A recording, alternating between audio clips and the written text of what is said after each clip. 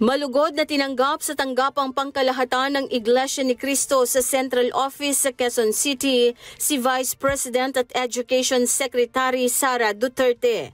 Bumisita si VP Sara sa kapatid na Eduardo V. Manalo, ang tagapamahalang pangkalahatan ng Iglesia ni Cristo.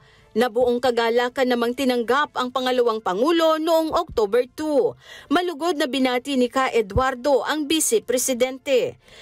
Bilang kalihim ng Department of Education, isinusulong ni VP Sara ang pagbabago sa curriculum ng basic education sa bansa sa pamamagitan ng paglulunsad ng matatag curriculum o ang bagong K-10 program.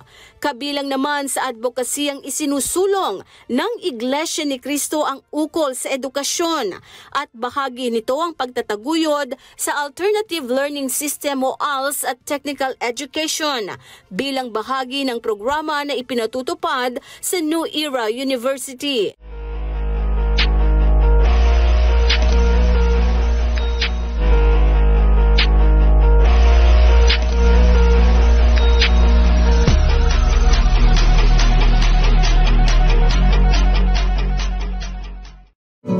Enjoyed this video?